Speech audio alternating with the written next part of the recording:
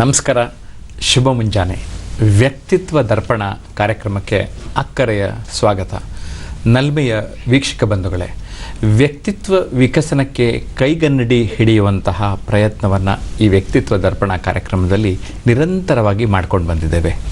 ಇವತ್ತು ಒಬ್ಬ ವಿಶಿಷ್ಟವಾದಂತಹ ವ್ಯಕ್ತಿಯನ್ನು ಪರಿಚಯ ಮಾಡಿಕೊಂಡು ಆ ವ್ಯಕ್ತಿಯ ವಿಶೇಷಗಳು ಒಂದು ಮಾದರಿಯಾಗಿ ಬಳಸ್ಕೊಂಡ್ರೆ ಹೇಗೆ ಅನ್ನುವಂತಹ ಒಂದು ಪ್ರಯತ್ನವನ್ನು ನಾವಿವತ್ತು ಮಾಡ್ತಾ ಇದ್ದೇವೆ.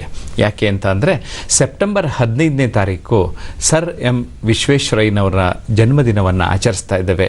ಆ ಜನ್ಮದಿನವನ್ನು ನಾವೆಲ್ಲ ಇಂಜಿನಿಯರ್ಸ್ ಡೇ ಆಗಿ ಆಚರಿಸೋದು ತಮಗೆಲ್ಲ ತಿಳಿದೇ ಇದೆ. ಭಾರತ ರತ್ನ ಮೋಕ್ಷಗುಂಡಂ ಸರ್ ಎಂ ವಿಶ್ವೇಶ್ವರಯ್ಯ ಅವರನ್ನು ಸ್ಮರಿಸುವುದೇ ಮತ್ತು ಆ ವ್ಯಕ್ತಿಯ ಬಗ್ಗೆ ತಿಳ್ಕೊಳ್ಳೋದೇ ನಮ್ಮ ಬದುಕಿನಲ್ಲಿ ನಿಜವಾದ್ರೂ ಒಂದು ಸಾರ್ಥಕವಾದ ಕೆಲಸ ಅಂದರೆ ಕೂಡ ತಪ್ಪಾಗೋದೇ ಇಲ್ಲ.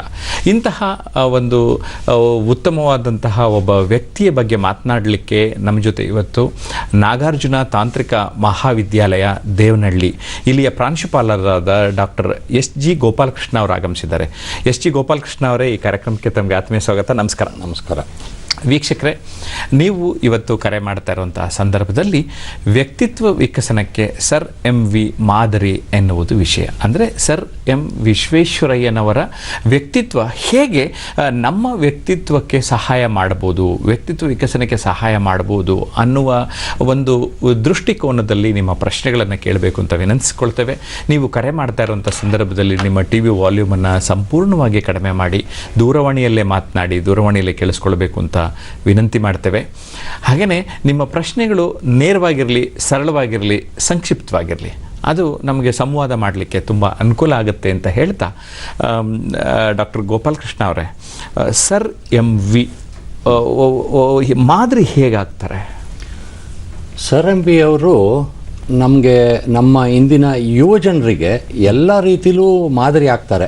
ಒಂದು ಅವರ ವಿಷನ್ ಇರ್ಬೋದು, ಅವರ ಒಂದು ಸಮಯ ಪರಿಪಾಲನೆ ಇರ್ಬೋದು, ಅಥವಾ ಅವರ ಒಂದು ಹಾರ್ಡ್ ವರ್ಕ್ ಅಂತ ಏನು ಹೇಳ್ತೀವಿ ಅದಿರ್ಬೋದು, ಎಥಿಕ್ಸು, ಎಲ್ಲ ರೀತಿಲೂ ಆನೆಸ್ಟಿ. ನೀವು ಯಾವುದೇ ಒಂದು ವಿಷಯನ ತಗೊಂಡ್ರೂ ಕೂಡ ಇದು ಎಲ್ಲದರಲ್ಲೂ ಅವರದ್ದೇ ಆದಂಥ ಒಂದು ಛಾಪನ್ನು ಮೂಡಿಸಿದ್ದಾರೆ. ಆ ಒಂದು ವಿಷಯನ, ಆ ಛಾಪ್ ಏನಿದೆ ಅದನ್ನು ನಮ್ಮ ಯುವ ಜನರು ತಿಳ್ಕೊಂಡ್ರೆ, ಅದರಲ್ಲಿ ಕೆಲವೇ ಅಂಶಗಳನ್ನು ಇವತ್ತು ಅಳವಡಿಸ್ಕೊಂಡ್ರು ಅವರ ಜೀವನದಲ್ಲಿ, ಅವರ ಜೀವನ ಪಾವನ ಆಗಿ ಅವರೆಲ್ಲರೂ ಉತ್ತಮೋತ್ತಮವಾಗಿ ಬೆಳಿಬಹುದು ಅಂಥೇಳಿ ಒಂದು ನನ್ನ ಅನಿಸಿಕೆ ಇದು. ಸರ್ ಎಂ ವಿ ಅವರು ಹುಟ್ಟಿದ್ದು ಮುದ್ದೇನಹಳ್ಳಿನಲ್ಲಿ, ಅವರು ಬೆಳೆದಿದ್ದು ಬೆಂಗಳೂರು, ಮೈಸೂರು, ಆಮೇಲೆ ಅವರು ಪೂನಾದಲ್ಲಿ ಹೋಗಿ ಇಂಜಿನಿಯರಿಂಗ್ ಮಾಡಿದ್ರು. ಬೆಂಗಳೂರಲ್ಲಿ ಅವರು BA ಕಲಿತ ನಂತರ ಅವರು ಪೂನಾಕ್ಕೆ ಹೋಗಿ ಇಂಜಿನಿಯರಿಂಗ್ ಮಾಡಿದ್ರು. ಆವಾಗೆಲ್ಲ ಡಿಪ್ಲೊಮೊ ಇನ್ ಇಂಜಿನಿಯರಿಂಗ್ ಅಂತಿತ್ತು, ಸಿವಿಲ್ ಇಂಜಿನಿಯರಿಂಗ್ ಡಿಪ್ಲೊಮೊ ಮಾಡಿದ್ರು. ಡಿಪ್ಲೊಮೊ ಮಾಡಿದ ಕೂಡಲೇ ಅವ್ರಿಗೆ ಅಲ್ಲೇ ಮುಂಬೈ ಸರ್ಕಾರದವರು ಅಲ್ಲೇ ಕೆಲಸ ಕೊಟ್ಟರು. ಹಾಗಾಗಿ ಅವರು ಪೂನಾದಲ್ಲಿ ಕೆಲಸ ಮಾಡಿದ್ರು. ಪೂನಾದಲ್ಲಿ ಕೆಲಸ ಮಾಡಿ ನಂತರ ಅವರು ಅಲ್ಲಿಂದ ಇಲ್ಲಿ ದಿವಾನರಾಗಿ ಮೈಸೂರಿಗೆ ಅವರು, ನಮ್ಮ ಅರಸರು ಅವರನ್ನು, ಮೈಸೂರಿನ ಅರಸರು ಅವರನ್ನು ಕರೆದಾಗ ಅವರು ದಿವಾನರಾಗಿ ಮೈಸೂರಿಗೆ ಬರ್ತಾರೆ. ಮೈಸೂರಿಗೆ ಬಂದು ಇಲ್ಲೂ ಎಲ್ಲ ಸಾಕಷ್ಟು ಕೆಲಸಗಳನ್ನು ಮಾಡಿ ತುಂಬು ಜೀವನವನ್ನು ನಡೆಸಿದ್ರು. 101 ವರ್ಷ ಅವರು ಜೀವನ ನಡೆಸಿದ್ರು. 1861ರಲ್ಲಿ ಹುಟ್ಟಿದವರು 1962 ಏಪ್ರಿಲ್ 14 ತನಕ ಜೀವನ ನಡೆಸಿದ್ರು. ಅಂದರೆ ಇದಕ್ಕೊಂದು ಹೆಲ್ತ್ ಕಾನ್ಷಿಯಸ್ನೆಸ್, ಅಂದರೆ ಆರೋಗ್ಯದ ಗುಟ್ಟೇನು, ಅವರ ಆರೋಗ್ಯದ ಗುಟ್ಟೇನು, ಅದು ಕೂಡ ನಮ್ಮ ಯುವಜನರಿಗೆ ಮಾದರಿಯಾಗತ್ತೆ ಅಂತ ಹೇಳಿ ನನ್ನ ಅನಿಸಿಕೆ. ಆದ್ದರಿಂದ ವಿಶ್ವೇಶ್ವರಯ್ಯನವರು ನಮ್ಮ ಇಂದಿನ ಯುವ ಜನತೆಗೆ ಖಂಡಿತವಾಗ್ಲೂ ಒಂದು ಮಾದರಿಯ ವ್ಯಕ್ತಿ, ಅವರ ವ್ಯಕ್ತಿತ್ವನೇ ಒಂದು ಮಾದರಿ ಅಂತ ಹೇಳಿ ನನ್ನ ಅನಿಸಿಕೆ. ಸರ್ ಎಂ ವಿಶ್ವೇಶ್ವರಯ್ಯನವರು ಒಂದು ಬೆಳೆದು ಬಂದಂತಹ ರೀತಿ ಅಷ್ಟೇ ಅಲ್ಲ, ಈ ಸಮಾಜಮುಖಿಯಾಗಿ ಅವ್ರೇನು ಕೆಲಸ ಮಾಡಿದ್ರಲ್ಲ, ಎಲ್ಲ ಕ್ಷೇತ್ರಗಳ ಕಡೆಗೆ ಗಮನ ಕೊಡ್ತಾರಲ್ಲ ಸರ್. ಈ ಸಾಮಾನ್ಯವಾಗಿ ನಾವು ನೋಡ್ತೀವಿ, ಯಾರು ಸಾಧನೆ ಮಾಡಿದ್ರೆ ಯಾವ್ದಾದ್ರು ಒಂದು ಕ್ಷೇತ್ರಕ್ಕೆ ಅಷ್ಟೇ ಗಮನ ಕೊಡ್ತಾರೆ. ಆದರೆ ಇವರು ಹಾಗಲ್ಲ. ಆ ರೀತಿ ಆಲೋಚನೆ ಮಾಡೋದಕ್ಕೆ ಅವರ ಆಲೋಚನಾ ಕ್ರಮ ಹೇಗಿತ್ತು? ಖಂಡಿತವಾಗ್ಲೂ ಅವರು ಒಂದೇ ಒಂದು ಏರಿಯಾಕ್ಕೆ ಒಂದು ಸ್ಥೀಮಿತವಾಗಿ ಅವ್ರ ಕೆಲಸನ ಮಾಡಲಿಲ್ಲ. ಅವರು ನೋಡಿ, Mysuru state bank of Mysuru ಅಂತ ಇವತ್ತೇನು ನಾವು ಕರಿತೀವಿ, ಮೈಸೂರು ಬ್ಯಾಂಕ್, ಅದನ್ನು ಸ್ಥಾಪನೆ ಮಾಡೋದಕ್ಕೆ ಅವರೇ ಮೂಲ ಕಾರಣ. ಇವತ್ತಿಗೂ ಕೂಡ ಮುದ್ದೇನಹಳ್ಳಿನಲ್ಲಿ ಅವರ ಮ್ಯೂಸಿಯಮ್ಮಲ್ಲಿ ಅವರದ್ದು SBMದು ಅವ್ರದ್ದು ಇದ್ದಂಥ ಒಂದು ಅಕೌಂಟಿನ ಒಂದು ಪಾಸ್ಬುಕ್ ಇದೆ. ಈ ಒಂದು ಒಬ್ಬರು ಇಂಜಿನಿಯರ್ ಆಗಿ ಒಬ್ಬರು ಅವರ ಒಂದು ಹಣಕಾಸಿನ ಒಂದು ರೀತಿಯಲ್ಲಿ ಯೋಚನೆ ಮಾಡಿ ಒಂದು ಬ್ಯಾಂಕನ್ನು ಸ್ಥಾಪನೆ ಮಾಡಬೇಕು ಅಂತ ಹೇಳೋದೇ ಒಂದು ಬೇರೆ ರೀತಿಯ ಒಂದು ಡೈರೆಕ್ಷನ್ನು. ಅವರು ಮೈಸೂರು ಬ್ಯಾಂಕನ್ನು ಸ್ಥಾಪನೆ ಮಾಡಿದ್ರು. ಅಷ್ಟೇ ಅಲ್ಲ, ಅವರು ಮೈಸೂರಲ್ಲಿ ನೋಡಿ ಸ್ಯಾಂಡಲ್ ಆಯಿಲ್ ಫ್ಯಾಕ್ಟ್ರಿನ ಶುರು ಮಾಡಿದ್ರು. ಆಮೇಲೆ ಸೋಪಿನ ಒಂದು ಫ್ಯಾಕ್ಟ್ರಿನ ಶುರು ಮಾಡಿದ್ರು. ಇಷ್ಟೆಲ್ಲರ ಮಧ್ಯದಲ್ಲಿ ಭದ್ರಾವತಿನಲ್ಲಿ ಕಬ್ಬಿಣ ಮತ್ತು ಉಕ್ಕಿನ ಕಾರ್ಖಾನೆನ ಸ್ಥಾಪನೆ ಮಾಡಿದ್ರು. ಇಷ್ಟು ಅಲ್ಲದಲ್ಲೇ ಅವ್ರು ನೋಡಿ ಕನ್ನಡ ಸಾಹಿತ್ಯ ಪರಿಷತ್ತು, ಇದು ಇನ್ನೊಂದು ಬಹಳ ಒಂದು ವಿಶೇಷವಾದಂತಹ ಒಂದು ಕೊಡುಗೆ ಅವರದ್ದು. ಕನ್ನಡ ಸಾಹಿತ್ಯ ಪರಿಷತ್ತನ್ನ ಇಲ್ಲಿ ಬೆಂಗಳೂರಿನಲ್ಲಿ, ಮೈಸೂರಿನಲ್ಲಿ, ಆಗಿನ ಮೈಸೂರು ಅಂತ ಸ್ಥಾಪನೆ ಮಾಡಿದ್ರು. Federation of chamber of commerce and industries ಅಂತ ಇವತ್ತು ಏನು ಕರಿತೀವಿ, ಅವತ್ತು ಮೈಸೂರು ಕಾಮರ್ಸ್ ಚೇಂಬರ್ ಆಗಿತ್ತು. ಅದನ್ನು ಕೂಡ ಅವರು ಸ್ಥಾಪನೆ ಮಾಡಿದ್ರು. ಅಂದರೆ ಅವರು ಸಾಮಾಜಿಕ ಕಳಕಳಿಯನ್ನು ತೋರಿಸ್ತಾ ಇದ್ರು. ಹಾಗಾಗಿ ಒಬ್ಬ ಸಾಮಾನ್ಯ ವ್ಯಕ್ತಿಗೆ ಏನೆಲ್ಲ ಬೇಕಾಗುತ್ತೆ ಅಂಥದ್ರ ಬಗ್ಗೆ ಎಲ್ಲ ಗಮನ ಕೊಟ್ಬಿಟ್ಟು ಅವರು ಎಲ್ಲ ಅಂಥ ಎಲ್ಲ ಏರಿಯಾಗಳಲ್ಲೂ ಅವರು ಕೆಲಸ ಮಾಡಿದ್ದಾರೆ. ಇದು ಅವರ ವಿಶೇಷತೆ. ಅಂದರೆ ಒಬ್ಬ ದೂರದರ್ಶಿತ್ವ ಇರುವಂತಹ ವ್ಯಕ್ತಿ ಇದೆಲ್ಲ ಮಾಡಲಿಕ್ಕೆ ಸಾಧ್ಯ ಆಗುತ್ತೆ. ಒಂದು ಕರೆ ನೋಡೋಣ. ಶ್ರೀಕಾಂತ ಪತ್ತಾರ್ ಅವರು ತಾಳಿಕೋಟೆಯಿಂದ ಕರೆ ಮಾಡ್ತಾ ಇದ್ದಾರೆ. ಶ್ರೀಕಾಂತ ಪತ್ತಾರ್ ಅವರೇ, ನಮಸ್ಕಾರ. ನಮಸ್ತೆ ಸರ್. ತಮ್ಮ ಪ್ರಶ್ನೆ ಕೇಳಿ ಶ್ರೀಕಾಂತ್. ಸರ್, ಎಂ ವಿಶ್ವೇಶ್ವರಯ್ಯನವರು ವೈಯಕ್ತಿಕ ಬದುಕು ಮತ್ತು ವೃತ್ತಿ ಬದುಕಿನಲ್ಲಿ ತುಂಬಾ ಪ್ರಾಮಾಣಿಕತೆಗೆ ಹೆಸರಾಗಿರುವಂತವರು. ಹೌದು. ಇವತ್ತಿನ ಯುವಕರು ವೃತ್ತಿ ಬದುಕಿನಲ್ಲಿ ಪ್ರಾಮಾಣಿಕತೆಯನ್ನು ಅಳವಡಿಸಿಕೊಳ್ಳೋದಕ್ಕೆ ಎಂ ವಿಶ್ವೇಶ್ವರಯ್ಯನವರ ಬದುಕಿನ ನಿದರ್ಶನಗಳನ್ನ, ವೃತ್ತಿ ಬದುಕಿನ ನಿದರ್ಶನಗಳನ್ನ ನಮಗೆ ಕೊಡಬೇಕಾಗಿ ವಿನಂತಿ. ಖಂಡಿತ ಶ್ರೀಕಾಂತ್ ಅವರೇ, ತುಂಬಾ ಆರಂಭದಲ್ಲಿ ಒಂದು ಉತ್ತಮವಾದಂತಹ ಒಂದು ಪ್ರಶ್ನೆ ಕೇಳಿದ್ದಾರೆ. ಆ ಪ್ರಾಮಾಣಿಕತೆಗೆ ಮತ್ತೊಂದು ಹೆಸರು ಅಂದ್ರೆ ವಿಶ್ವೇಶ್ವರಯ್ಯ ಅಂತ ಇದ್ವಿ ಅಲ್ವಾ? ಹೌದು. ಅವರ ಪ್ರಶ್ನೆ ಬಹಳ ಒಂದು ಪ್ರಸ್ತುತವಾದಂತಹ ಪ್ರಶ್ನೆ, ಅದು ಬಹಳ ಸರಿಯಾಗಿದೆ. ವಿಶ್ವೇಶ್ವರಯ್ಯನವರು ನೋಡಿ, ನಾನೊಂದು ಉದಾಹರಣೆಯನ್ನು ಕೊಡಲು ಇಲ್ಲಿ ಇಚ್ಛೆ ಪಡ್ತೇನೆ. ಅವರು ಯಾರೋ ಒಬ್ಬರು ಸ್ನೇಹಿತರು ಅವ್ರ ಮನೆಗೆ ಬಂದ್ರಂತೆ. ಬಂದಾಗ ಇವರು ಏನೋ ಒಂದು ಬರಿತಾ ಕೂತಿದ್ರು. ಒಂದಷ್ಟು ಪೇಪರು, ಆವಾಗೆಲ್ಲ ಲೈಟ್ ಇರಲಿಲ್ಲ, ಹಾಗಾಗಿ ಕ್ಯಾಂಡ್ಲ್ ಇಟ್ಕೊಂಡು ಬರಿತಾ ಕೂತಿದ್ರು. ಈ ಕ್ಯಾಂಡ್ಲ್ ಇಟ್ಕೊಂಡು ಬರಿತಾ ಕೂತಿದ್ರು. ಸ್ವಲ್ಪ ಹೊತ್ತಾದ್ಮೇಲೆ ಈ ಸ್ನೇಹಿತರು ನೋಡ್ತಾನೆ ಇದ್ರು. ಈ ಕ್ಯಾಂಡ್ಲನ್ನು ಮತ್ತು ಈ ಪೇಪರ್ನ ಎಲ್ಲ ತೆಗೆದಿಟ್ಟು ಇನ್ನೊಂದು ಸೆಟ್ ಪೇಪರ್ ಇಟ್ಕೊಂಡಿದ್ರು, ಕ್ಯಾಂಡಲ್ ಎಲ್ಲ ಇಟ್ಕೊಂಡಿದ್ರು. ಅದನ್ನು ತಗೊಂಡು ಅವ್ರು ಬರೆಯಕ್ಕೆ ಶುರು ಮಾಡಿದ್ರು. ಆಗ ಆ ಸ್ನೇಹಿತರಿಗೆ ಬಹಳ ಒಂದು ವಿಶೇಷವಾಗಿ ಆಶ್ಚರ್ಯ ಆಗುತ್ತೆ. ಯಾಕೆ ಆ ಕ್ಯಾಂಡ್ಲು, ಆ ಪೇಪರ್ ಏನು ಇವಾಗ ಇಷ್ಟೊತ್ತಿನ ಮೇಲೆ ಏನು ವರ್ಕ್ ಆಗಲ್ವಾ, ಯಾತಕ್ಕಿದು ನೀವು ಕ್ಯಾಂಡಲ್ನೇ ಬದಲಾಯಿಸಿದ್ರಲ್ಲ ಯಾತಕ್ಕೆ ಅಂತ ವಿಶ್ವೇಶ್ವರಯ್ಯನನ್ನು ಕೇಳ್ತಾರೆ. ಆಗ ಹೇಳ್ತಾರೆ, ನೋಡಪ್ಪ, ಅದು ನಾನು ಮಾಡ್ತಾ ಇದ್ದಿದ್ದು ಸರ್ಕಾರಿ ಕೆಲಸ, ಹಾಗಾಗಿ ಸರ್ಕಾರಿ ಪೇಪರ್ನ ನಾನು ಯೂಸ್ ಮಾಡ್ತಾ ಇದ್ದೀನಿ. ಕ್ಯಾಂಡಲ್ಗಳು ಕೂಡ ಸರ್ಕಾರದ ಕ್ಯಾಂಡಲ್, ಸರ್ಕಾರ ಕೊಟ್ಟಂತ ಕ್ಯಾಂಡಲ್ನ ನಾನು ಯೂಸ್ ಮಾಡ್ತಾ ಇದ್ದೀನಿ. ಇದು ನನ್ನ ಖಾಸಗಿ ಕೆಲಸ ಆಗಿದ್ದರಿಂದ ನನ್ನ ಖಾಸಗಿ ಪೇಪರು ಮತ್ತೆ ಖಾಸಗಿ ಕ್ಯಾಂಡಲ್ನ ನಾನು ಯೂಸ್ ಮಾಡ್ತಾ ಇದ್ದೀನಿ ಅಂತ ಹೇಳಿ ಇವರು ಹೇಳ್ತಾರೆ ಎಕ್ಸ್ಪ್ಲನೇಷನ್ನ. ಅಂದ್ರೆ ಅವರ ಕರ್ತವ್ಯಕ್ಕೆ ಅವರು ಎಲ್ಲೇ ಆಗಲಿ ಅವರು ಒಂದು ಸರ್ಕಾರದ ಕೆಲಸ ಅಂತಂದ್ರೆ ಅದನ್ನು ಅವರ ಜೀವನಕ್ಕೆ, ಅವರ ಸ್ವಂತಕ್ಕೆ ಅವರು ಬಳಸ್ಕೊಳ್ತಿರ್ಲಿಲ್ಲ. ಅಂದ್ರೆ ವ್ಯಕ್ತಿಗಳು. ಹೌದು. ಅಂದ್ರೆ ಅಷ್ಟು ವಿಭಾಗ ಮಾಡ್ಕೊಳ್ಳೋದಿದೆಯಲ್ಲ, ಅದೊಂದು ಒಂಥರ ತೆಳುಗೆರೆ ಇದು. ವೈಯಕ್ತಿಕ ಮತ್ತು ಅಂದ್ರೆ ಒಂದು ಸಂಸ್ಥೆಯ ಒಂದು ಅಂದ್ರೆ ಅದು ಏನಂತೀವಿ ನಾವು, ಅವರ ಒಂದು ಪ್ರಾಮಾಣಿಕತೆಗೆ ಇಂಥದ್ದು ತುಂಬಾ ಕಷ್ಟ ಅಲ್ವಾ? ಹೌದು. ಇಷ್ಟು ಒಂದು ನೀವು ಹೇಳ್ದಂಗೆ ಇದು ತುಂಬ ಒಂದು ಸಣ್ಣ ಗೆರೆ. ಕ್ಯಾಂಡಲ್ ಅಂತ ಹೇಳಿದಾಗ ಇವತ್ತಿನ ಇದರಲ್ಲಿ, ಅಥವಾ ಪೇಪರ್ ಅಂತ ಹೇಳಿದಾಗ ಇವತ್ತಿನ ಇದರಲ್ಲಿ ಅದಕ್ಕೇನು ಅಂತ ಒಂದು ನಾವು ಬೆಲೆ ಕಟ್ಟಬೇಕಾಗಿಲ್ಲ. ಅಷ್ಟು ಸಾಮಾನ್ಯವಾಗಿ ಎಲ್ಲ ಕಡೆನೂ ಸಿಗ್ತಾ ಇರುವಂಥದ್ದು, ಅತಿ ಕಡಿಮೆ ಬೆಲೆಗೆ ಸಿಗೋ ಅಂಥ ವಸ್ತುಗಳು ಇವೆಲ್ಲ. ಇಂಥದ್ರಲ್ಲೇ ಅವರು ಅಂಥ ಒಂದು ಕಟ್ಟುನಿಟ್ಟಿನ ಅವರು ಇದನ್ನು ಕಾಪಾಡ್ಕೊಂಡು ಬಂದಿದ್ರು ಅವರು.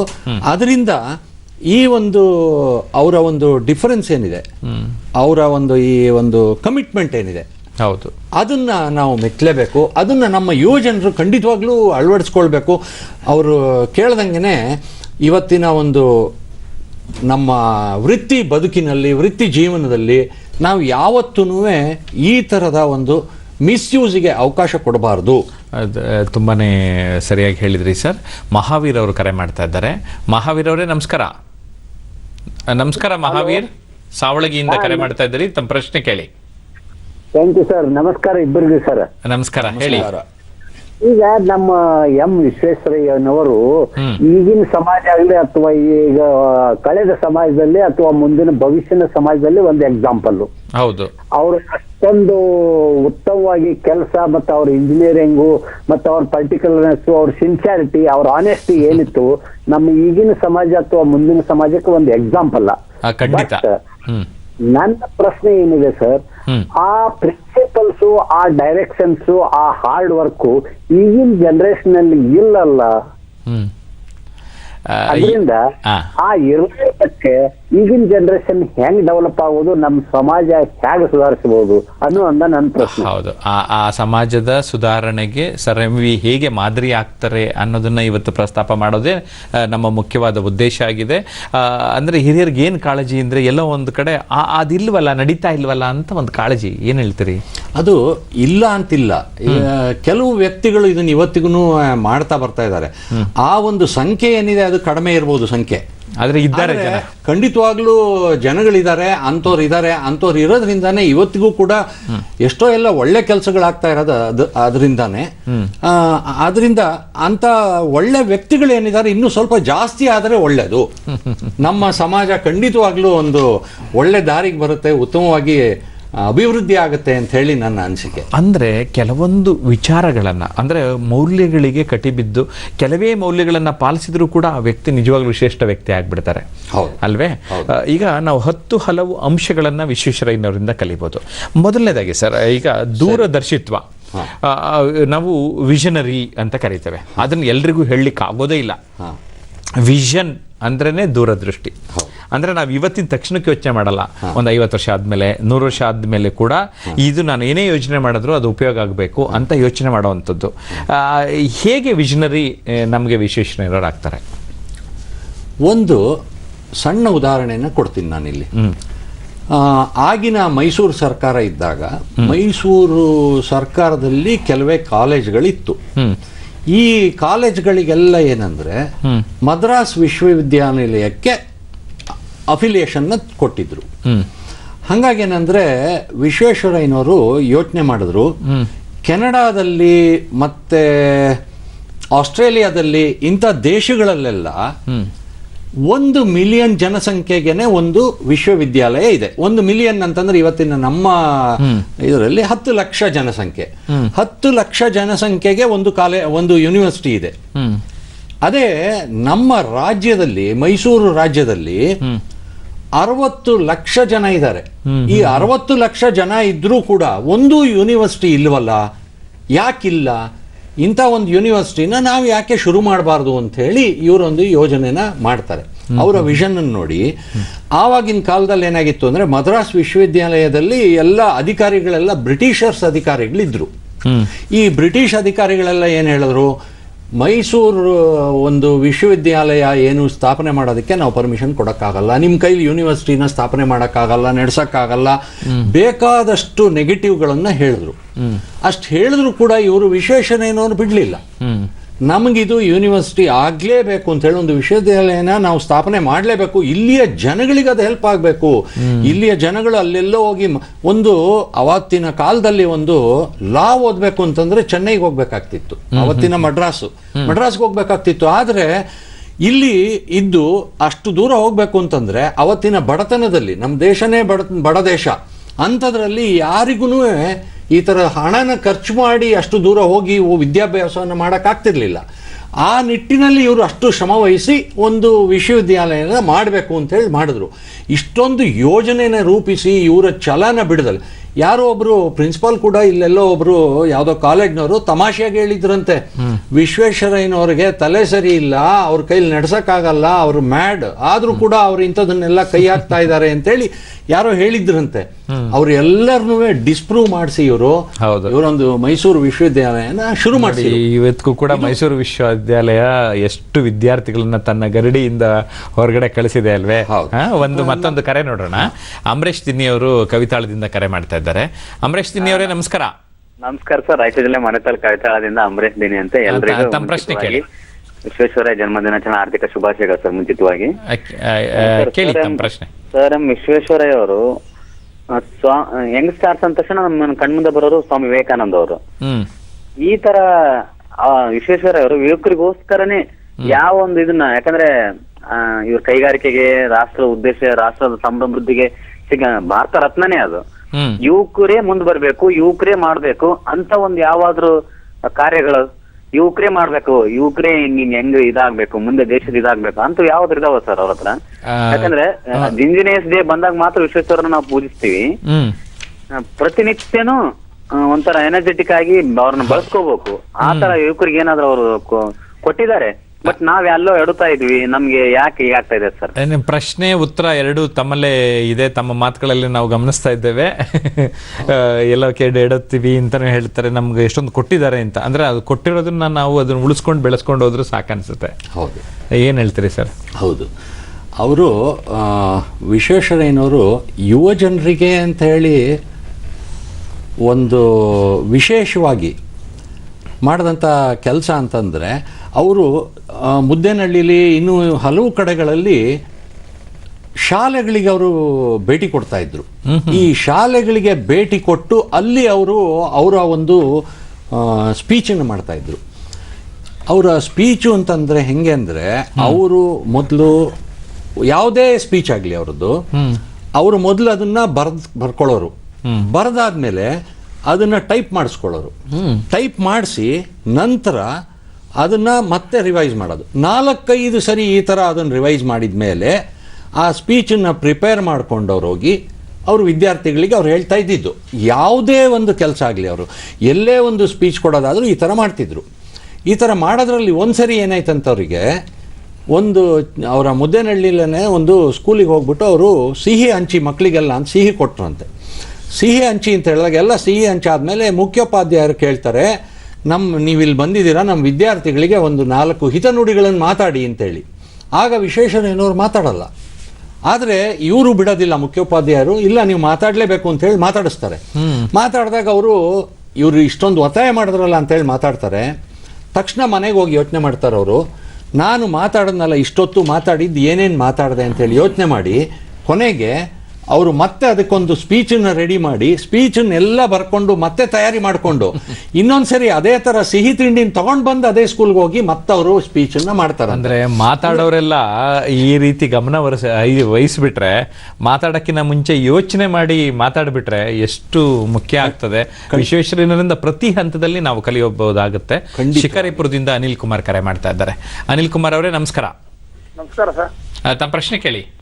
ವಿಶ್ವೇಶ್ವರ ಒಂದು ದಿನಚರಿಯಲ್ಲಿ ಆತ್ಮ ಅವರಿದ್ದಂತ ಸಮಯದಲ್ಲಿ ಅವರು ದಿವಾನ ಪದವಿಯನ್ನ ಅವರಿಗೆ ವಹಿಸ್ಕೊಟ್ಟಾಗ ಅವರ ತಾಯಿಯರನ್ನ, ಅವರ ಒಂದು ಹೆಂಡತಿಯರನ್ನೆಲ್ಲ ಕರೆದು, ನಾನು ದಿವಾನ ಪದವಿ ಹೋಗ್ತಾ ಇದ್ದೇನೆ, ಆದ್ರೆ ನಾನು ಹೋದಾಗ ನನಗೆ ನೀವು ಬಂದ್ಬಿಟ್ಟು ನಮ್ಮ ಸಂಬಂಧಿಕರಿಗಾಗಲಿ, ನಿಮ್ಗೆ ನಿಮ್ಮ ಸಂಬಂಧಪಟ್ಟರಿಗಾಗಲಿ ಕೆಲಸ ಕೊಡ್ಸು, ಅದು ಕೊಡ್ಸು, ಇದು ಕೊಡ್ಸು, ದುಡ್ಡು ಕೊಡೋದು ಒಂದು ಕೇಳೋದಿಲ್ಲ ಅಂದ್ರೆ ಮಾತ್ರ ನಾನು ದಿವಾನ ಪದವಿ ಸ್ವೀಕಾರ ಮಾಡ್ತೇನೆ ಅಂತ ಹೇಳ್ತಾ ಇರ್ತಾರೆ. ಖಂಡಿತ ಅದು ನೀವೇನು ಹೇಳ್ತಾ ಇದ್ರಿ ಅದು ಖಂಡಿತ ಸತ್ಯವಾದ ಮಾತು. ವಿಶ್ವೇಶ್ವರಯ್ಯನವರು ತಮ್ಮ ಸಂಬಂಧಿಗಳನ್ನ ಯಾವುದೇ ರೀತಿಯ ಒಂದು ವಶೀಲಿ ಬಾಜಿಗೆ ಅವರು ಒಳಗಾಗ್ತಾ ಇರಲಿಲ್ಲ ಅಲ್ವಾ ಸರ್? ಹೌದು, ಅವರು ಇವ್ರು ಹೇಳ್ದಂಗೆನೆ ಈಗ ಅವರು 2 ರೀತಿಯ ತಯಾರಿನ ಮಾಡಿದ್ರು. ದಿವಾನ್ ಪದವಿನ ಅರಸರು ಯಾವಾಗ ನೀವು ದಿವಾನರಾಗಿ ಬನ್ನಿ ಇಲ್ಲಿಗೆ, ನಮ್ಮ ಒಂದು ರಾಜ್ಯದ ಹಿತದೃಷ್ಟಿಯಿಂದ ನೀವು ಈ ರಾಜ್ಯನ ಮುಂದೆ ತಗೊಂಡೋಗ್ಬೇಕು ಅಂತ ಹೇಳ್ಬಿಟ್ಟು ಕರೆದಾಗ, ಅವರು ಮೊಟ್ಟ ಮೊದಲನೇದು ಅವರು ಆ ಒಂದು ಪದವಿನ ಅವರು ಒಪ್ಕೊಳ್ಳೋದಕ್ಕಿಂತ ಮುಂಚೆ ಅವರ ತಾಯಿ ಹತ್ರ ಹೋಗ್ಬಿಟ್ಟು ನಮಸ್ಕಾರ ಮಾಡ್ಬಿಟ್ಟು ಹೇಳ್ತಾರೆ, ಅವಾಗ ನನಗೆ ಹಿಂಗೆ ದಿವಾನ್ ಪದವಿನ ಕೊಟ್ಟಿದ್ದಾರೆ, ಆದರೆ ನಾನು ಇನ್ನೂ ಅದನ್ನು ಒಪ್ಕೊಂಡಿಲ್ಲ, ನಾನು ದಿವಾನರಾಗಿ ಮೈಸೂರು ರಾಜ್ಯದ ದಿವಾನ್ನಾಗಿ ನಾನು ಸೇರ್ಕೊಳ್ಳೋದಕ್ಕೆ ನಾನು ಇನ್ನೂ ಒಪ್ಕೊಂಡಿಲ್ಲ. ಮೊಟ್ಟ ಮೊದಲನೇದಾಗಿ ನೀವು ನಿಮ್ಮ ಯಾರೇ ಒಬ್ರು ಸಂಬಂಧಿಕರಾಗ್ಲಿ ನೆಂಟರಾಗ್ಲಿ ಯಾರನ್ನು ನನ್ನ ಹತ್ರ ಕರ್ಕೊಂಡು ಬಂದು ಯಾವುದೇ ಥರದ ಒಂದು ಇನ್ಫ್ಲೂಯೆನ್ಸ್ ಮಾಡಬಾರ್ದು, ಇದಕ್ಕೆ ನೀವು ಭಾಷೆ ಕೊಟ್ರೆ ನಾನು ಒಪ್ಕೊಳ್ತೀನಿ ಅಂತ ಹೇಳ್ತಾರೆ. ಒಂದು ತಾಯಿ ಹತ್ರ ಆಯ್ತು. ಎರಡನೇದಾಗಿ ಅವರು ಅವರ ಸ್ನೇಹಿತರು ಮತ್ತೆ ಸಂಬಂಧಿಕರುಗಳನ್ನೆಲ್ಲ ಕರೆದ್ಬಿಟ್ಟು ಒಂದು ಔತಣಕೂಟ ಮಾಡಿ ಅಲ್ಲೂ ಕೂಡ ಇದೇ ಮಾತನ್ನೇ ಹೇಳ್ತಾರೆ. ಅಲ್ಲೂ ನೀವು ಯಾರು ನನ್ನ ಹತ್ರ ಬರೋದಿಲ್ಲ, ಯಾರಿಗೆ ಒಂದು ಫೇವರ್ ಮಾಡಬೇಕು ಅಥವಾ ಒಂದು ಸಹಾಯ ಮಾಡಬೇಕು ಅಂತ ಹೇಳಿ ಈ ಥರದಲ್ಲಿ ಅನ್ಯಾಯವಾಗಿ ಸಹಾಯ ಮಾಡಬೇಕು ಅಥವಾ ಆ ಥರದಲ್ಲೆಲ್ಲ ಕೇಳ್ಕೊಂಡು ಯಾರು ಬರಲ್ಲ, ನೀವು ಯಾರು ಬರಲ್ಲ ಅಂತ ಆದರೆ ನಾನು ಇದನ್ನು ಒಪ್ಕೊಳ್ತೀನಿ ಅಂತ ಹೇಳ್ತಾರೆ. ಈ ಎರಡೂ ಒಂದು ಭಾಷೆ ಅಥವಾ ಏನು ಹೇಳ್ತೀವಿ ನಾವು ಒಂದು ಆ ತರ ಒಂದು ಇದನ್ನ ತಗೊಂಡು ಮಾತನ್ನ ತಗೊಂಡು ಅವರು ಆಮೇಲೆ ದಿವಾನ್ ಪದವಿನ ಒಪ್ಕೊಳ್ತಾರೆ. ಅಂದ್ರೆ ಎಷ್ಟು ಮುಖ್ಯ ಆಗ್ತದೆ, ಪ್ರತಿ ಹಂತದಲ್ಲಿ ಅವರು ಬೇರೆಯವ್ರಿಗಿನ್ನ ಎಷ್ಟು ವಿಭಿನ್ನ ಅನ್ನೋದನ್ನ ತೋರಿಸ್ತಾರೆ. ಮತ್ತೊಂದು ಕರೆ ನೋಡೋಣ. ಕಾಂತಮಣಿ ಅವರು ಕರೆ ಮಾಡ್ತಾ ಇದ್ದಾರೆ. ಕಾಂತಮಣಿ ಅವರೇ ನಮಸ್ಕಾರ. ನಮಸ್ತೆ. ತಮ್ಮ ಪ್ರಶ್ನೆ ಕೇಳಿ ಮೇಡಮ್. ಅದೇ ದಿವಾನ್ ವಿಶ್ವೇಶ್ವರಯ್ಯನವ್ರ ಬಗ್ಗೆ ಸುಮಾರು ಕೇಳ್ತಾ ಇದೀವಿ. ಆದ್ರೆ ಈಗಿನ ಜನರೇಷನ್ಗೆ ಯೂತ್ಗೆ ಒಂದೇ ಒಂದ್ ಮೆಸೇಜ್ ಅಲ್ಲಿ, ಇವಾಗ ಬೆಳಗ್ಗೆಯಿಂದ ಹಿಡಿದು ದಿನಚರಿ, ಇವಾಗ ವಿಶ್ವೇಶ್ವರಯ್ಯನವರು ಬೆಳಗ್ಗೆ 4 ಗಂಟೆಗೆ ಹೇಳ್ತಾ ಇದ್ರ, 5 ಗಂಟೆಗೆ ಹೇಳ್ತಾ ಇದ್ರೆ, ಯಾವ ತರ ಅಂತ ನಮ್ಗೆ ಗೊತ್ತಿರಲ್ಲ. ಹಾಗಾಗಿ ಆ ಒಂದ್ ಮೆಸೇಜ್ ಯೂತ್ ಜನರೇಷನ್ಗೆ ಬಂದ್ರೆ ಇವಾಗ ಅವರು ಬೆಳಗ್ಗಿನಿಂದ ಸಂಜೆವರೆಗೂ ಇರೋ ದಿನಚರಿ ಬಗ್ಗೆ ಬೇಕಾಗಿತ್ತು. ರಾತ್ರಿ 11ವರೆಗೂ ಕೆಲಸ ಮಾಡೋರು ಯಾವ ತರ ಅಂತ ಅಂದ್ಬಿಟ್ಟು. ಖಂಡಿತ ಮೇಡಮ್. ನಾವು ಸಮಯಕ್ಕೆ ಮತ್ತೊಂದು ಹೆಸರು ಅಂತ ಅಂದರೆ ವಿಶ್ವೇಶ್ವರಯ್ಯ ಅಂತ ಕರಿತೇವೆ. ಅವರು ಆ್ಯಕ್ಚುಲಿ ಹೇಳ್ತಾರೆ ಟೈಮ್ ಈಸ್ ಮನಿ ಅಂತ. ಸಮಯವೇ ಹಣ ಅಂತಲೂ ಕರೆದವರೇ ವಿಶ್ವೇಶ್ವರಯ್ಯನವರು ಅಲ್ವೇ? ಈ ಕಾಂತಮಣಿ ಮೇಡಮ್ ಏನು ಕೇಳ್ತಾರೆ ಅಂದರೆ, ಅವರು ದಿನಚರಿ ಅಷ್ಟೊಂದೆಲ್ಲ ಚೆನ್ನಾಗಿ ಮಾಡ್ತಾ ಇದ್ರಲ್ಲ ಸರ್, ಅದನ್ನು ಯುವ ಜನರಿಗೆ ಒಂದು ಸ್ವಲ್ಪ ಹೇಳಿ ಅಂತ. ಹೌದು, ಅವರು ವಿಶ್ವೇಶ್ವರಯ್ಯನವ್ರದ್ದು ವಿಶೇಷತೆ ಅಂದರೆ ಅವರು ಸಮಯಕ್ಕೆ ಬಹಳ ಒಂದು ಪ್ರಾಮುಖ್ಯತೆಯನ್ನು ಕೊಡ್ತಾ ಇದ್ರು. ಅವರು ಬೆಳಿಗ್ಗೆ ಕಾಂತಮಣಿಯವ್ರು ಹೇಳ್ದಂಗೆನೆ 4:15 ಬೆಳಿಗ್ಗೆ ಹೇಳ್ತಾ ಇದ್ರು ಪ್ರತಿನಿತ್ಯ. 4:15 ಅವರ ಕೆಲಸಗಳನ್ನೆಲ್ಲ ಮುಗಿಸ್ಕೊಂಡು 7 ಗಂಟೆಗೆ ಅವರು ಆಫೀಸಿಗೆ ಬರ್ತಾ ಇದ್ರು. 7 ಗಂಟೆಯಿಂದ ರಾತ್ರಿ 8 ಗಂಟೆ ತನಕನೂ ದುಡಿತಾ ಇದ್ರು ಆಫೀಸಲ್ಲಿ. ಹೆಚ್ಚಿನ ದಿನಗಳಲ್ಲಿ ಅವರ ಆಫೀಸಲ್ಲಿ ಅವರು 7 ರಿಂದ 8 ಗಂಟೆ ತನಕ ದುಡಿತಾ ಇದ್ರು. ಇಷ್ಟರ ಮಧ್ಯದಲ್ಲಿ ಈ ಒಂದು ಸಣ್ಣ ಒಂದು ಉದಾಹರಣೆ ಇದೆ. ಮೈಸೂರಲ್ಲಿ ಇವರು ಕೆಲಸದಲ್ಲಿದ್ದಾಗ ಯಾರೋ ಒಬ್ರು ಬಹಳ ಒಂದು ಇಂಪಾರ್ಟೆಂಟ್ ವ್ಯಕ್ತಿ ಅವರು ಇವ್ರನ್ನ ಭೇಟಿ ಮಾಡ್ತೀನಿ ಅಂತ ಬರ್ತೀನಿ ಅಂತ ಮೊದಲು ಅವ್ರು ಹೇಳಿರ್ತಾರೆ, ಅಪಾಯಿಂಟ್ಮೆಂಟ್ ತಗೊಂಡಿರ್ತಾರೆ ಇವ್ರ ಹತ್ರ. ಅವತ್ತು ಅವ್ರಿಗೆ ಕಾರಣಾಂತರದಿಂದ ಬರೋಕ್ಕಾಗಲ್ಲ, ಅವ್ರು ಬರಲ್ಲ.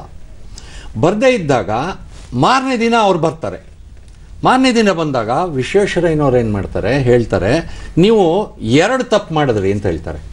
2 ತಪ್ಪು ಏನಪ್ಪ ಅಂದರೆ, ಒಂದನೇ ತಪ್ಪು ನೀವು ನಿನ್ನೆ ಅಪಾಯಿಂಟ್ಮೆಂಟ್ ತೊಗೊಂಡು ಬರದೇ ಇರೋದು ಒಂದು ತಪ್ಪು, ಇವತ್ತು ಅಪಾಯಿಂಟ್ಮೆಂಟ್ ತಗೊಳ್ದಲೇ ಬಂದಿದ್ದು ಇನ್ನೊಂದು ತಪ್ಪು. ನೋಡಿ, ಅವರು ಸಮಯಕ್ಕೆ ಅವರು ಎಷ್ಟು ಅವರೊಂದು ಪ್ರಾಮುಖ್ಯತೆ ಕೊಡ್ತಾ ಇದ್ರು ಅನ್ನೋದಕ್ಕೆ.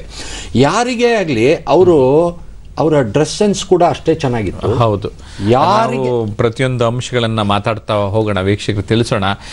ಸಮಯ ಪಾಲನೆಗೆ ಮತ್ತೊಂದು ಹೆಸರು ಅಂತ ಅಂದ್ರೇನೆ ವಿಶ್ವೇಶ್ವರಯ್ಯ ಅನ್ನೋದನ್ನ ನೆನಪಿನಲ್ಲಿ ಇಟ್ಕೊಂಡು ಆ ಸಮಯದ ಬಗ್ಗೆ ಒಂದು ತಿಳುವಳಿಕೆ, ಅರಿವು ನಿಜವಾಗ್ಲೂ ಇವತ್ತು ಎಲ್ರಿಗೂ ಬೇಕಾಗಿದೆ. ಆಗಲೇ ವ್ಯಕ್ತಿತ್ವ ವಿಕಸನದಲ್ಲಿ ಏನಾದರೂ ಬದಲಾವಣೆ ಆಗೋದು. ಕೊಂಚ ವಿರಾಮದ ನಂತರ ನಮ್ಮ ಮಾತುಕತೆಯನ್ನು ಮುಂದುವರಿಸೋಣ. हेलो पापा, कब से फोन कर रहा हूँ, फोन ही नहीं लग रहा है. अच्छा, घर पहुंची कि नहीं? रास्ते में हूँ. आज ऑफिस में लेट हो गया था. ऐसा क्या काम आ गया आज? बेटा 12 बज रहे हैं. लास्ट मिनट ऑफिस में काम आ गया था, फोन नहीं कर पाई. अच्छा, घर कैसे जा रही हो? मैंने टैक्सी ले ली है. ऑफिस से कोई है तुम्हारे साथ? नहीं, मैं अकेले हूँ. अकेले? टैक्सी में इतनी रात में? अरे पापा, आप सुनो तो मेरी बात. पापा सुनो, टैक्सी का नंबर नोट करो. 1 सेकंड होल्ड करो. नहीं, मुझे बताओ टैक्सी का नंबर. चलो. हाँ, आप चिंता मत कीजिए, मैं आपके बेटे को ठीक से घर पहुंचा दूंगी.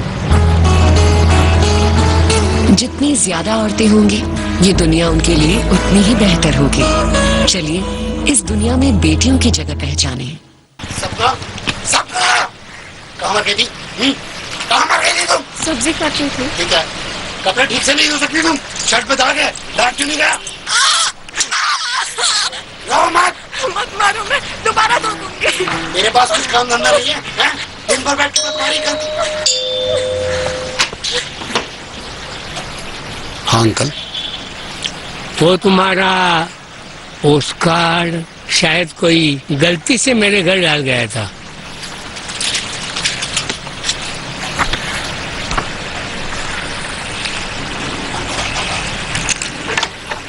अपने आसपास हो रही किसी भी तरह की घरेलू हिंसा को रोकिए और उसके खिलाफ आवाज उठाइए। हिम्मत कैसे हुई तुम्हारी? How dare you? क्या किया मैंने? क्या किया? किस सास से इस तरह से बात करती हो? What do you think of yourself? मेरी क्या गलती है? Shut up! Shut up! गलती अब मैं करता हूँ। झूठ बोलने की आदत पड़ गई है तुमको। Just because I don't say anything. तुमको बस एक ही भाषा समझ में आएगी, एक ही। एक और बार अगर ऐसा हुआ ना तो मैं एक फोन कर सकता हूं?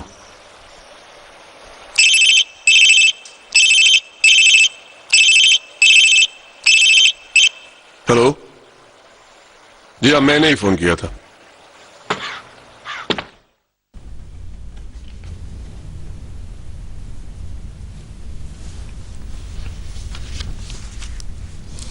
ವ್ಯಕ್ತಿತ್ವ ದರ್ಪಣದಲ್ಲಿ ವ್ಯಕ್ತಿತ್ವ ವಿಕಸನಕ್ಕೆ ಸರ್ MV ಮಾದರಿ ಕುರಿತು ಗೋಪಾಲಕೃಷ್ಣ ಅವ್ರ ಜೊತೆ ಮಾತನಾಡ್ತಾ ಇದ್ದೇವೆ. ದೂರದರ್ಶಿತ್ವದ ಬಗ್ಗೆ, ವಿಶ್ವೇಶ್ವರಯ್ಯನವರ ಒಂದು ವಿಚಾರಗಳ ಬಗ್ಗೆ ನಾವು ಆಲೋಚನೆ ಮಾಡ್ತಾನೆ ಇರೋದಾದರೆ, ನಮಗೆ ನಾನು ಕೆಲವರು ಮನೆಗಳಲ್ಲಿ ನೋಡಿದ್ದೇನೆ, ಅದು ಮಂಡ್ಯ ಕಡೆ ಭದ್ರಾವತಿ ಕಡೆ ಎಲ್ಲ ಹೋದರೆ ದೇವರ ಸ್ಥಾನದಲ್ಲಿ ವಿಶ್ವೇಶ್ವರಯ್ಯನವರ ಫೋಟೋ ಇಟ್ಟು ಪೂಜಿಸೋದನ್ನ ನೋಡ್ತೇವೆ ನಾವು. ಅಂದರೆ ಈ ಡ್ಯಾಮು KRS ಅಂದ ತಕ್ಷಣನೇ ವಿಶ್ವೇಶ್ವರಯ್ಯ ನಮ್ಗೆ ಜ್ಞಾಪಕ ಬಂದ್ಬಿಡ್ತಾರೆ. ಹೌದು, ಅವತ್ತು ಮೈಸೂರಿನ ಒಂದು ಏಳ್ಗೆ ಆಗಬೇಕಾದ್ರೆ ಎಲ್ಲ ನಾವು ನಮ್ಮ ಒಂದು ಉದ್ಯೋಗ ಏನಿತ್ತು ಎಲ್ಲ ಕೃಷಿಗೆ ಸಂಬಂಧಪಟ್ಟಂಥ ಒಂದು ಉದ್ಯೋಗ ಎಲ್ರಿಗೂ. ಅದರಿಂದ ಕೃಷಿಗೆ ನೀರಾವರಿ ಬೇಕೇ ಬೇಕು, ನೀರು ಬೇಕೇ ಬೇಕು.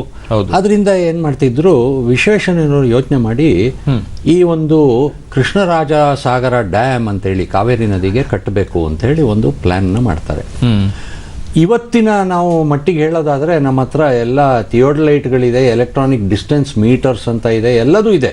ಇವತ್ತು ನಾವು ಎಲ್ಲಿ ಕಟ್ಟಬೇಕು, ಹೇಗೆ ಕಟ್ಟಬೇಕು, ಎಷ್ಟು ನೀರು ಹರಿಯತ್ತೆ ಅಂತೆಲ್ಲ ನೋಡಿಕೊಂಡು ಮಾಡೋದು ನಮಗೆ ಸುಲಭ. ಅವತ್ತಿನ ಒಂದು ರೀತಿನಲ್ಲಿ ವಿಶ್ವೇಶ್ವರಯ್ಯನವರು ಇದನ್ನ ಮುಂದಾಲೋಚನೆ ಮಾಡಿ, ಇದು ಅವರ ದೂರದರ್ಶಿತ್ವಕ್ಕೆ ಒಂದು ಉದಾಹರಣೆ. ಮುಂದಾಲೋಚನೆ ಮಾಡಿ ಅವರೇನು ಮಾಡ್ತಾರೆ, KRS ಡ್ಯಾಮನ್ನು ಇಲ್ಲೇ ಕಟ್ಟಬೇಕು ಅಂತ ಹೇಳ್ಬಿಟ್ಟು ಅಲ್ಲಿ ಕಟ್ಟಕ್ಕೆ ಅವರು ಒಂದು ಪ್ಲ್ಯಾನನ್ನು ಮಾಡ್ತಾರೆ. ಮತ್ತು ಅಷ್ಟು ಪ್ಲ್ಯಾನನ್ನು ಮತ್ತು ಅದನ್ನು ಕಟ್ಟುವಂಥ ಒಂದು ಸಾಮಗ್ರಿ ಎಕ್ಸಿಕ್ಯೂಷನ್ ಅಂತ ಏನು ಹೇಳ್ತೀವಿ, ಪ್ಲ್ಯಾನಿಂಗ್ ಆ್ಯಂಡ್ ಎಕ್ಸಿಕ್ಯೂಷನ್, ಅದನ್ನು ವಿಶ್ವೇಶ್ವರಯ್ಯನವರು ಭಾಳ ಅಚ್ಚುಕಟ್ಟಾಗಿ ಮಾಡ್ತಾರೆ. ಅದನ್ನು 124 ಅಡಿಗೆ ಅವತ್ತೇ ಕಟ್ಟಿ ಒಂದು ಸುಮಾರು 1,20,000 ಹೆಕ್ಟೇರ್ಗಳಿಗೆ ನೀರನ್ನು ಕೊಡಬೇಕು ಅಂತ ಅವತ್ತಿನ ಕಾಲದಲ್ಲಿ ಈ ಒಂದು ಕೆನಾಲ್ಗಳ ಮೂಲಕ ಹರಿಸಿ ನೀರನ್ನು ಕೊಡ್ಬೋದು. ನಾವು ಒಂದು ಡ್ಯಾಮನ್ನು ಕಟ್ಟಿದಾಗ ನೀರಲ್ಲಿ ಶೇಖರಣೆ ಮಾಡಿ ವರ್ಷದ 365 ದಿವಸನೂ ರೈತರುಗಳಿಗೆ ನೀರು ಕೊಡ್ಬೋದು ಅನ್ನುವಂಥ ಒಂದು ಆಲೋಚನೆ ಇದೆಯಲ್ಲ, ಅವತ್ತಿನ ಕಾಲಕ್ಕದು ಭಾರತದಲ್ಲೇ ಅತಿ ದೊಡ್ಡ ಒಂದು ಅಣೆಕಟ್ಟು. ಅಂಥ ಒಂದು ಅಣೆಕಟ್ಟನ್ನು ವಿಶ್ವೇಶ್ವರಯ್ಯನವರು ಕಟ್ತಾರೆ. ಇದನ್ನು ಕಟ್ಟೋ ಒಂದು ವಿಷಯದಲ್ಲಿ ಅವರ ದೂರದರ್ಶಿತ್ವ ಖಂಡಿತವಾಗ್ಲೂ ಕಾಣಿಸುತ್ತೆ, ಎದ್ದು ಕಾಣಿಸುತ್ತೆ ಇದರಲ್ಲಿ. ಖಂಡಿತ. ಶಾಂತಕುಮಾರ್ ಅವರು ಹೆಸರುಘಟ್ಟದಿಂದ ಕರೆ ಮಾಡ್ತಾ ಇದ್ದಾರೆ. ಶಾಂತಕುಮಾರ್ ಅವರೇ ನಮಸ್ಕಾರ. ನಮಸ್ತೆ. ಪ್ರಶ್ನೆ ಕೇಳಿ ಶಾಂತಕುಮಾರ್. ಏನಿಲ್ಲ ಸರ್, ನಮಸ್ತೆ. ನಮಸ್ತೆ, ಹೇಳಿ. ನಾವು ಅವರ ಒಂದು ಜೀವನದ ದಿನಚರಿನ ಜ್ಞಾಪಿಸ್ಕೊಳ್ತೀವಿ. ನಮ್ಮ ಒಂದು ಶಿಕ್ಷಣ ಇಲಾಖೆ, ನಾನು ಶಿಕ್ಷಕನಾಗಿ ಕೆಲಸ ಮಾಡ್ತಾ ಇದ್ದೀನಿ. ತುಂಬಾ ಸಂತೋಷ, ಹೇಳಿ. ನಮ್ಮಲ್ಲಿ ಕೆಲಸದ ಬದಲಾವಣೆಯೇ ವಿಶ್ರಾಂತಿ ಅಂತ ಹೇಳಿ ವಿಶ್ವೇಶ್ವರಯ್ಯ ಹೇಳ್ತಕ್ಕಂಥ ಮಾತನ್ನ ನಮ್ಮ ಕಚೇರಿನಲ್ಲಿ ನೇತಾಕ್ತಿದ್ದಾರೆ. ನೆಲಮಂಗಲ ಒಂದು BRC ಕೇಂದ್ರದಲ್ಲಿ ಕೆಲಸದ ಬದಲಾವಣೆಯೇ ವಿಶ್ರಾಂತಿ ಅಂತ ಹೇಳಿ ವಿಶ್ವೇಶ್ವರಯ್ಯ ಹೇಳಿದ್ದಾರೆ ಅಂತ ಹೇಳಿ ಅದನ್ನ ಅರ್ಥ ಮಾಡ್ಕೊಂಡ್ಬಿಟ್ರೆ ನಾವು ಜೀವನದಲ್ಲಿ ಯಾವ ರೀತಿ ನಾವು ನಿರಂತರವಾಗಿ ಸೇವೆನ ಮಾಡಬೇಕು ಅಂತ ಹೇಳಿ ಹಾಕಿದ್ದಾರೆ. ಅಂದಿನ ಇಂಜಿನಿಯರ್ ಶಿಕ್ಷಣ ಹೇಗಿರ್ತಿತ್ತಂದ್ರೆ ಅವ್ರಿಗೆ ಇತಿಹಾಸ ಕೂಡ ಬೋಧಿಸ್ತಾ ಇದ್ರಂತೆ ಆಗಿನ ಇಂಜಿನಿಯರ್ ಶಿಕ್ಷಣದಲ್ಲಿ. ಈಗಿನ ಇಂಜಿನಿಯರ್ ಶಿಕ್ಷಣ ಬೋಧನೆ ಮಾಡ್ಬೇಕಾದ್ರೆ ಅವ್ರಿಗೆ ಇನ್ಸ್ಪಿರೇಷನ್ ಇರಲ್ಲ. ಏನೋ ಒಂದು ಜೀವನಕ್ಕೋಸ್ಕರ ಒಂದು ಇಂಜಿನಿಯರ್ ಆಗ್ಬೇಕು ಅನ್ನೋ ಮಟ್ಟಕ್ಕೆ ಅಲ್ಲಿ ನಮ್ಮ ಇಂಜಿನಿಯರ್ಗಳಲ್ಲಿ ಅಂದ್ರೆ ಅವ್ರಿಗೆ ಬೇರೆ ವಿಷಯಗಳ ಬಗ್ಗೆನೂ ಅವ್ರಿಗೆ ತಿಳುವಳಿಕೆ ಬೇಕು, ಜೊತೆಗೆ ಅವ್ರಿಗೆ ಒಂದು ಪ್ರೇರಣೆ ನೀಡಬೇಕು ಅನ್ನೋಂಥದ್ದು ನಿಮ್ಮ ಒಂದು ಕಳಕಳಿ ಆಗಿದೆ ಶಾಂತಕುಮಾರ್ ಅವರೇ. ಇಂಜಿನಿಯರಿಂಗ್ ಕಾಲೇಜ್ ಪ್ರಿನ್ಸಿಪಾಲೇ ಆಗಿರೋದ್ರಿಂದ ಗೋಪಾಲಕೃಷ್ಣ ಅವ್ರು ಏನು ಹೇಳ್ತಾರೆ ಕೇಳೋಣ. ಅವ್ರು ಹೇಳ್ದಂಗೆ ಮೊದಲು BA ಓದಿದ್ದು ವಿಶ್ವೇಶ್ವರಯ್ಯನವರು. ಅಂದ್ರೆ ಆಗಿನ ಕಾಲದಲ್ಲಿ ಏನಾಗಿತ್ತು ಅಂದ್ರೆ ಇಂಜಿನಿಯರಿಂಗ್ ಅಂತಂದ್ರೆ ಬರೀ ಒಂದು ಸಿವಿಲ್ ಇಂಜಿನಿಯರಿಂಗ್ ಮಾತ್ರ ಇತ್ತು. ಈಗಿನ ತರ ಬೇರೆ ಬೇರೆ ಬ್ರಾಂಚ್ಗಳು ಡಿಪಾರ್ಟ್ಮೆಂಟ್ಗಳು ಇರಲಿಲ್ಲ. ಇದೆಲ್ಲ ಬ್ರಾಂಚಸ್ ಎಲ್ಲ ಬಂದಿದ್ದು ಸ್ಪೆಷಲೈಸೇಷನ್ ಆಗ್ತಾ